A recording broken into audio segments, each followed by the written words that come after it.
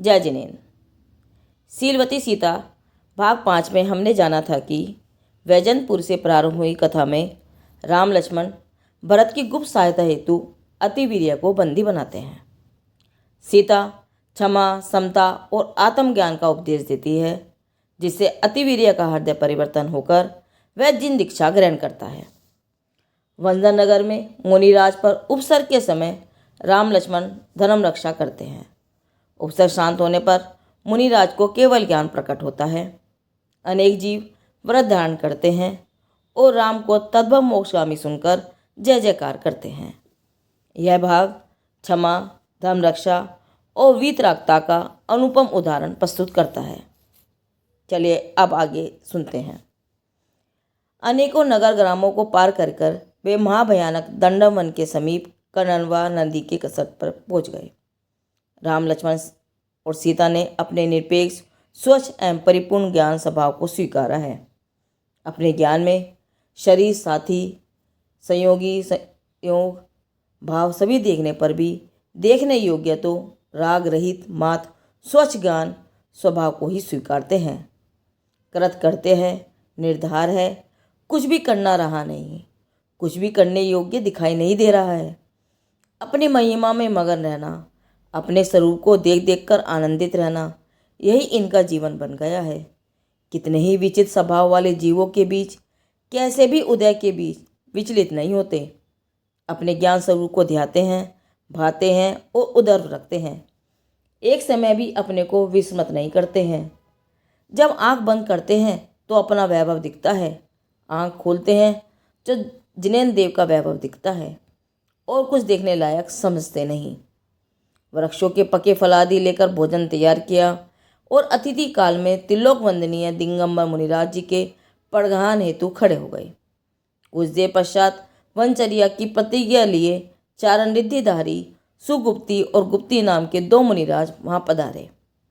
राम, लक्ष्मण और सीता ने नवदा भक्तिपूर्वक हर्षित होते हुए पड़घान करके आहार दिया। आहार के समय वहाँ रत्नों की वर्षा होने लगी और इस प्रकार देवों द्वारा पंच आश्चर्य हुए। उसी समय वहाँ समीप के एक वृक्ष पर एक गद पक्षी बैठा हुआ था। मुनि जी के दर्शन से उसकी आंखों में आनंद के आंसू बह निकले। उसका हृदय कमल की तरह प्रसन्नता से खिल उठा। उसे अपने पूर्व के अनेक भाव स्मरण में आ गए। पक्षी विचार मगन हो गया। प्रभु, मैं आपकी करुणा को नहीं पहचान सका, बल्कि मैंने आपके ऊपर घनघोर उपसर्ग किया, जिसके फल से मेरा अनगिनत काल नरक और तिर्यंच के दुखों में निकला है, जिसके एक एक क्षण के दुखों का वर्णन करोड़ों जीवों और करोड़ों भवों में भी नहीं किया जा सकता। प्रभु, ऐसे भयंकर दुखों से मैं घबरा गया हूँ। याद करके हृदय कंपित होता है। मुझ जैसे इतने बड़े पापी को मेरे सच्चे हितैषी, निष्कारण करुणा बरसाने वाले, निरपेक्ष वात्सल्य मूर्ति, समता और शांति के सागर, भोगों से उदास और अपने में ही वास करने वाले, जन्म मरण का भय हरने वाले, नरक गति से बचाने वाले, संसार सागर से तारने वाले, अत्यंत बलवान कामदेव के मन को जलाने के लिए अग्नि के समान मुझे बिल्कुल निर्भय बनाने वाले ऐसे मेरे अकारण बंधु आपके रूप में फिर से मुझे मिल गए। आपके चरणों के अलावा कहीं कोई शरण है ही नहीं। अब और सोचने से क्या होगा। इस प्रकार पूर्व भवों के स्मरण होने से जो परम शोक को प्राप्त था, माँ मुनिराज जी के दर्शन कर माँ विनय एवं हर्ष सहित दोनों पंख फड़फड़ाकर वृक्ष से नीचे उतरकर परम करुणा के सागर मुनि भगवंतों के चरणों में बैठकर गंधोदक का बड़ी भक्ति से स्पर्श करने लगा। पवित्र हृदय से भाव विभोर हो हर्ष के आंसू गिराने लगा। प्राश्चित हो गया। वाणी से कुछ भी न कह पाए, पर आंखों से बहुत कुछ कह दिया। अपने पंख संकुचित कर माँ मुनि भगवंत के चरणों में प्रणाम कर अंजलि बांध विनय एवं भक्ति से बैठ गया। राम, लक्ष्मण और सीता उसके बदले हुए रंगरूप एवं नृत्य भक्ति को देखकर आश्चर्य में पड़ गए कि एक मांसभक्षी पक्षी भी इस तरह का बाह्य एवं अंतरंग बदलाव कैसे आया। राम ने मुनिराज से पूछा, प्रभु, अत्यंत क्रूर एवं क्रोधित पक्षी आपके चरणों में आने के बाद इतना सुंदर एवं शांत कैसे हो गया। मुनिराज जी ने कहा, यह पक्षी पूर्व में इसी देश में दंडक नाम का राजा था। राजा ने एक संघ के सभी दिगंबर मुनिराजों पर घोर उपसर्ग किया था। संघ के एक मुनिराज जी जो आचार्य श्री के आगे से बाहर गए हुए थे, जब उन्हें इस दुखद घटना का पता लगा तो उनकी क्रोध अग्नि में सब कुछ भस्म हो गया। यह वही दंडक देश है जो आज तक भयानक है। यह पक्षी वही दंडक राजा का जीव है जो अनेक गतियों में भटकता भटकता गिद्ध पर्याय में है। आज इस पक्षी को पूर्व जन्मों के भयंकर दुर्भावों, दुखों और दुर्गति का ज्ञान हो गया है और अपने अपराध बोध के कारण यह बहुत भयभीत है।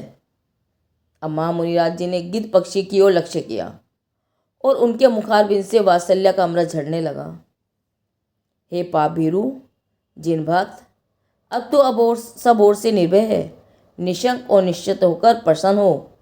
अब तू भय बिल्कुल मत कर, क्योंकि अब तुझे अपना जानना देखने वाला सर्वोत्कृष्ट ज्ञान स्वभावी आत्मा समझने की जिज्ञासा हुई है और सारे जगत से तू उदासीन हुआ है।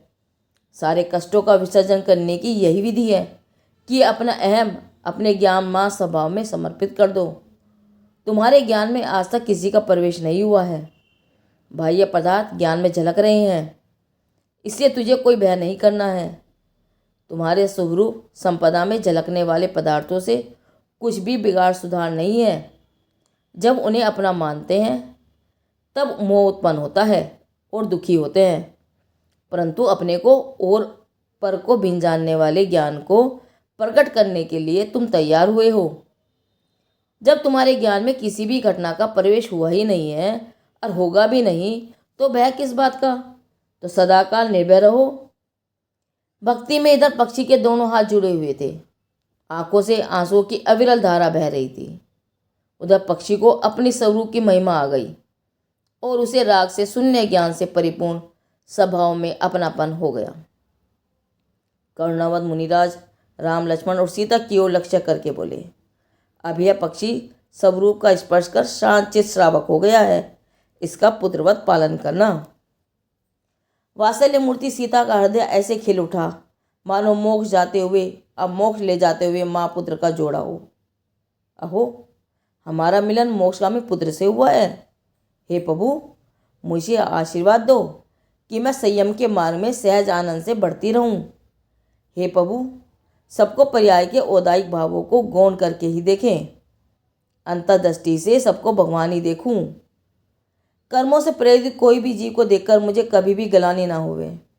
दोषों के प्रति उत्तम क्षमा भाव सहज ही बना रहे।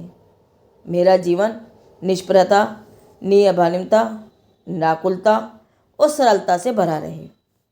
इस प्रकार वात्सल्य भाते हुए, अपना महान सौभाग्य समझते हुए, भेद ज्ञान और बहुमान रूपी पक्षी के पुत्रवत पालन का सौभाग्य सहज स्वीकार किया। राम ने वात्सल्य से पक्षी का नाम जटायु रखा। अब मुनि भगवंतों ने विहार किया। राम, लक्ष्मण, सीता और जटायु उन्हें टकटकी लगाकर आंखों में आंसू भरकर देखते रहे। इस प्रकार सीता दिन रात सर्वत्र तपोभूमि और सिद्ध क्षेत्रों के दर्शन, निर्गन साधकों का सत्समागम और आहार दान के लाभ को महा सौभाग्य समझती। अपने में मगन भगवान को देखकर उनकी शांत सौम्य मुद्रा का अवलोकन करके स्वयं की महिमा में मगन हो जाती और अपने आप में खो जाती। भाभी भगवान के रूप में मुक्तिगामी जीवों को संग पाकर अपने अंतिम स्त्री भाव को विदा कर रही थी। हमेशा विचार मगन रहती कि जो हमारे पास नहीं है उसकी हमें जरूरत भी नहीं है, और जो है वह भी हमारा नहीं है। सीता हमेशा भगवान की भक्ति एवं मुनिराज जी की भक्ति के भजन गुनगुनाया करती। ग्रामीण जनों के कौतुकता भरे प्रश्नों को सहजता से सुनती और सरलता से जवाब देती। वह किसी की किसी भी बात का बुरा नहीं मानती थी, क्योंकि वह समझती थी कि लौकिक जीव बिना विचार किए कुछ भी कभी भी कह सकते हैं। हमें अपना उपयोग पर में सावधान नहीं रखना है। जो भी परिस्थिति बन रही है वह समता के अभ्यास पूर्वक स्वयं स्वीकार है। अगले भाग शीलवती सीता भाग 7 में हम जानेंगे कि लक्ष्मण वन में भ्रमण करते हुए एक दिव्य सुगंधित सूर्यहास खड़क पाते हैं और उसकी परीक्षा करते समय अनजाने में शंभु कुमार तथा वनस्पति जीवों का वध कर बैठते हैं। शंभु कुमार की माता चंदका शोकाकुल होकर खरदूषण को युद्ध के लिए प्रेरित करती है। लक्ष्मण खरदूषण से युद्ध और इसी अवसर का लाभ उठाकर रावण छलपूर्वक कृत्रिम सिंहनाद करना और सीता का हरण कर लेता है। जटायु वीरतापूर्वक संघर्ष करता है और उसका गंभीर रूप से घायल हो जाना और समाधि मरण करके देवगति को प्राप्त होना आदि का वर्णन जानेंगे। यह कथानक शीलवती सीता से लिया गया है, जिसका संकलन ब्रह्मचारी चिदानंद भैया द्वारा पद्म पुराण से किया गया है। जिनदेव की वाणी आगम वाणी।